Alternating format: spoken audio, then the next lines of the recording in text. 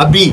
जितने भी स्मार्टफोन्स आ रहे हैं उसमें अक्सर फ़ोन्स के साथ आपने फास्ट चार्जर देखा होगा। और फास्ट चार्जर का काम ये होता है, स्पेशली जब आपके फ़ोन का साइज़ बड़ा होता है ना, तो उसको जल्दी चार्ज कर देता है। बैटरी साइज़ उसका बड़ा है, तो आपने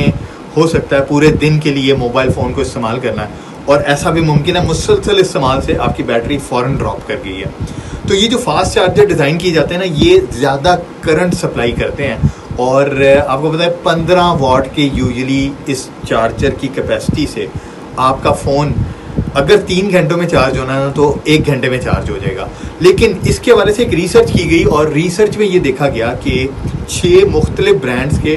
टॉप नॉच फ़ोन्स को इस्तेमाल किया गया, और इनको 0 से 100 तक मुख्तलिफ कैपेसिटीज़ पर चार्ज किया गया फास्ट चार्जिंग से। और जो बात देखने में आई वो ये थी कि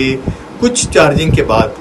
0.3% जो है ना, वो बैटरी की कैपेसिटी में कमी वाक़या हुई, और ये रूटीन की बात थी। लेकिन दूसरी तरफ जो चीज़ देखने में आई वो ये थी कि चूँकि फास्ट चार्जिंग में करंट तेज़ी से फ़्लो कर रहा होता है, तो आपके मोबाइल फ़ोन को उसकी बैटरी को ये जल्दी गर्म कर देता है, और बैटरी की जो एब्जॉर्ब करने की कैपेसिटी है वो ऐसा ऐसा with the passage of time कम होनी शुरू हो जाती है। लेकिन दूसरी तरफ अगर नॉर्मल चार्जर से किसी फ़ोन को चार्ज किया गया तो उसने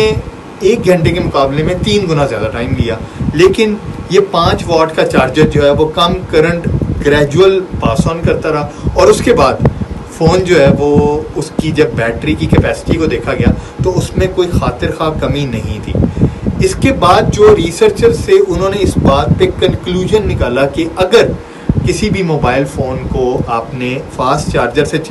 उसकी चार्जिंग करनी है, तो अहम चीज़ ये है कि आप एक तो चार्जर अच्छा इस्तेमाल करें, दूसरा ज़्यादा देर तक आप चार्जिंग के साथ ना लगा के रखें, बिकॉज़ जितना देर तक फास्ट चार्जिंग होगी उतना आपकी मोबाइल फ़ोन की बैटरी जल्दी गर्म होगी और उसकी एब्जॉर्ब करने की सलाहियत